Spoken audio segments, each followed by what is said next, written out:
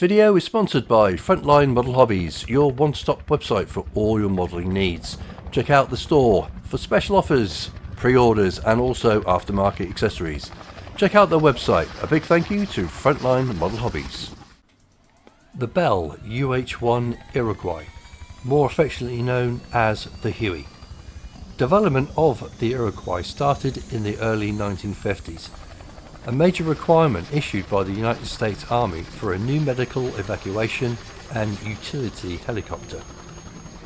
The Bell 204 first flew on the 20th of October 1956 and was warmly received, particularly for the performance of its turboshaft engine over its piston engine powered counterparts.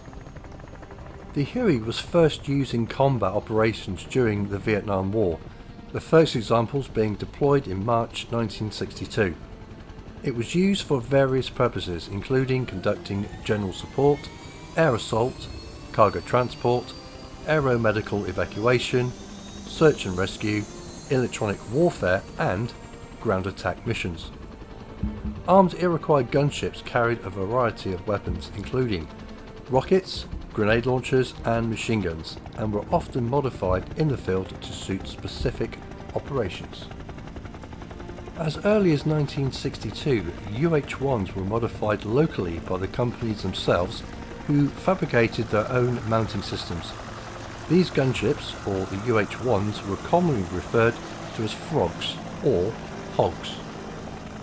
UH-1s tasked and configured for troop transport were also called slicks. Due to the absence of weapon pods, slicks did have door gunners but were generally employed for troop transport and medical evac roles. During the conflict, 7,013 UH-1s served in Vietnam, and of these 3,305 were destroyed, and in total 1,150 pilots were killed, along with 1,231 other crew members. These figures are not including the Army of the Republic of Vietnam. The Bell UH-1 Iroquois is and will remain the most iconic helicopter ever made. Hello and welcome to this review of the Italeri 1/48 scale Bell UH-1D Iroquois. Now, this kit comes in a top opening box, and inside you will see you get some instructions, and these are Iteleri's own. They are clear, very straightforward and easy to follow, and if you want a full rundown of the instructions, then please go to Scalemates, where you can download in PDF form. Now, this kit is quite small, as in part counts, as in you get 2 grey sprues along with a clear sprue. And in addition you get a very large decal sheet. Yes. Anyway, sprue 1.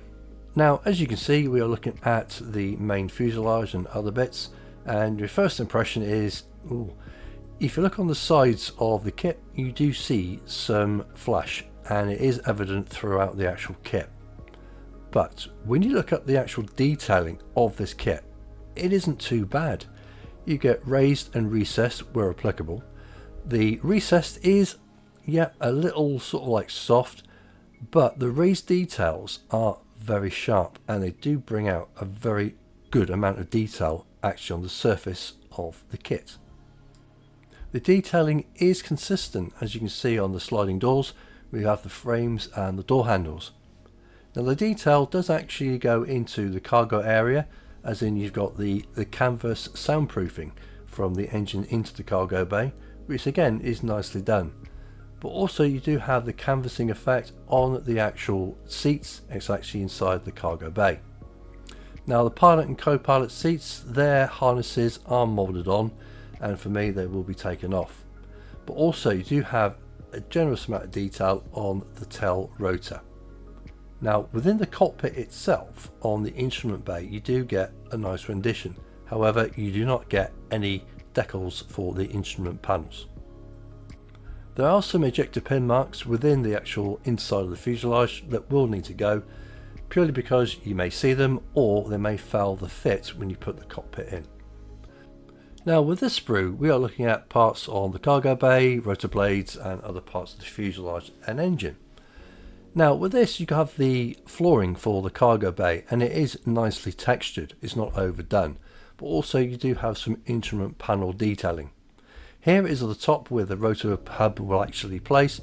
The detailing in there you will not see. Now with the upper side or the top side of the fuselage, again parts of it are textured, but also you do have the framing for the windows, again which is consistent on the other parts of the fuselage. The rotor blades again are nicely done with some detailing where applicable, but again you will see some flash on a lot of the parts, including the rotor hub system and also the collective and cyclic handles. You do have other parts within the actual sprue itself that do look quite delicate, so bear in mind that and take care when you take them off. But also you will see there are bits of flash all over. Now that is including the actual skids themselves, but again these are nicely rendered and will look good on your finished kit. The seats are, as I said, fabric coated, and again they're not too bad. You may want to weather them, but that is entirely up to yourself. Now with the engine framing and covering you do have the mesh. If you want to take that out and replace it with photo etch, please do, but if you're not all that way inclined of doing that, you can actually paint those up and weather them rather nicely. Now with the actual clear sprue, as you can see, everything is very shiny. Now when you look at it a little bit more closer, you will see even with this green background that there is a bit of distortion. Now whether that will be more evident actually on your finished kit will remain to be seen. However, it is very shiny and very clear, and hopefully the distortion that you can see on here won't degrade the actual finish of your actual kit. Now unfortunately it's the decals that really do let this kit down. They are grainy. There is a lot of carrier film, so you will have to be careful when you're actually applying these that you don't get a lot of silvering. Now personally I won't be using these, I'll be using some aftermarkets purely because of the quality of the decals. So then ladies and gents, that is the review on the Italeri 1/48 scale UH-1D Iroquois, or the Huey. I hope you enjoyed it, and I hope you will join me on the build which will be taking place in 2025 as part of the 50th anniversary of the complete withdrawal of American personnel in Vietnam. So take care of yourselves and I will see you very soon.